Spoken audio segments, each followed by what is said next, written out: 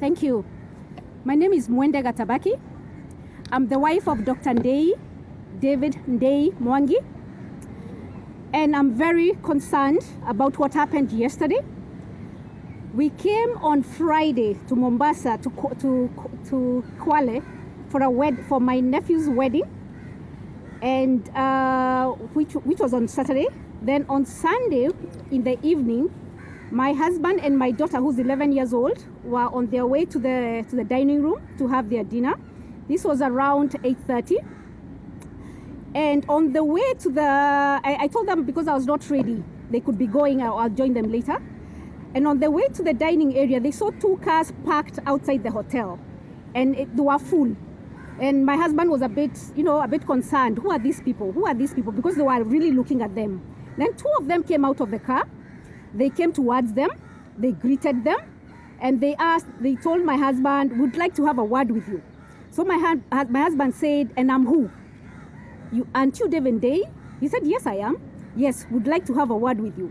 So they got into the reception, and at that time, when my daughter saw that, let me track back a bit. When they walked towards the reception, the other gentlemen came out of the cars. So there were 7 in total. When my daughter saw that, she panicked and she ran back to the room. She came and told me, "Mom, the police are here," because 2 of them had guns. "The police are here and they're taking Dad away." So I quickly got my phone and I ran to the reception area.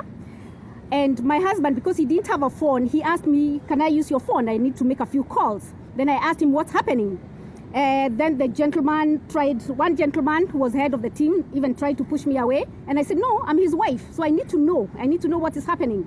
So they sat down and they allowed him to make a few calls. So one gentleman sat on one side, one gentleman sat on one side. There was a table in front. So I came and sat on top of that table.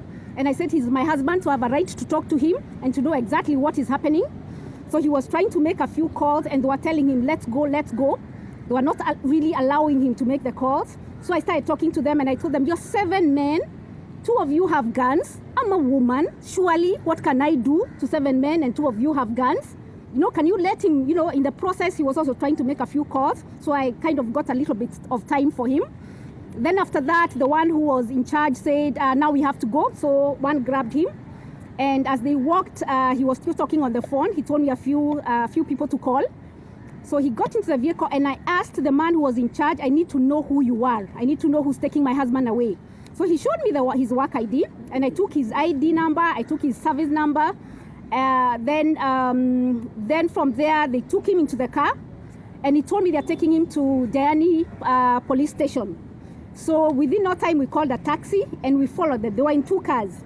By the time we got a taxi, it was like 10 minutes later. We followed them to the Diani police station. But when we got there, we were actually surprised to know that they hadn't actually gone there.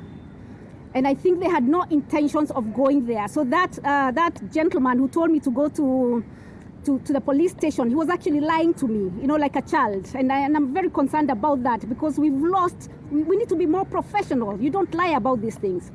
So when we got to the police station, in fact, they had no idea what was happening. They were called when I was there to be told about what had happened. So they told me to wait for another 20 minutes, after which the head of the police station came out and told me they have to come to the hotel room to do a search. So I asked him, "What is he being charged for?" 1. And secondly, "What are you searching for? Can I see your search warrant?" And he told me because he's head of the police station, they don't need a search warrant. Well, I don't know about that because I've always known you need a search warrant. So we went to the room anyway because they already knew where we were staying. They got the hotel manager to open the door. So they searched. They told me to take out the clothes which were in the suitcase. And I said, "No, I'm not going to take out the clothes which are in the suitcase. You're the one searching. So you do that. You check the clothes which are in the suitcase." And then they could see, because I had unpacked my suitcase and the one which was on top of the table. I mean, they could see those are ladies' clothes, my underwear's on top. So I said, "There's no way I'm going to show you my underwear, 6, 7 men in my room. So if you want to do that, you check. If you're looking for guns or you're looking for whatever you're looking for, you check for yourselves." Then after that, when they looked and they couldn't see anything, the man who looked like the head of the team, he called one man and they went outside. Then they came back and told me, after they had talked a bit, they came back and asked me where are the computers. I said, "Which computers?" You know, our work, we leave our we came here for a holiday, we came here for a wedding. We left our computers in Nairobi. So there are no computers here, but you know, but search, since you came to search, you can go ahead and search. So it was after that they said we go back to the police station.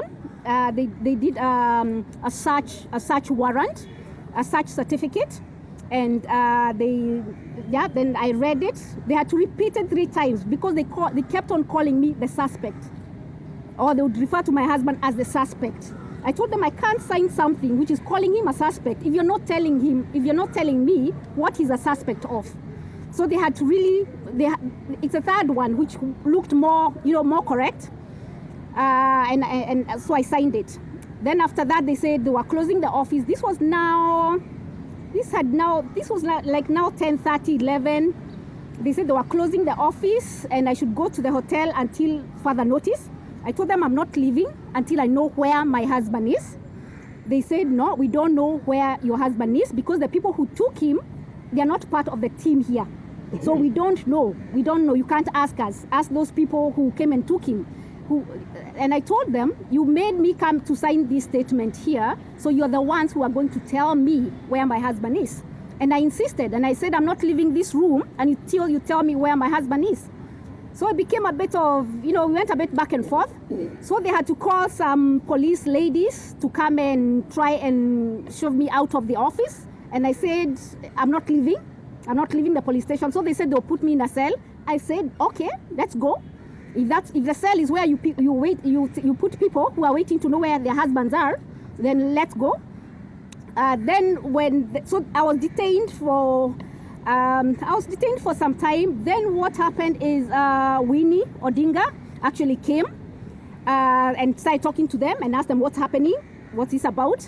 And at that point, I noticed they also changed a bit. So the whole idea of throwing me into the cell changed. And after a few minutes, we were released and told to go back to the hotel until we hear further notice. So that's how it happened.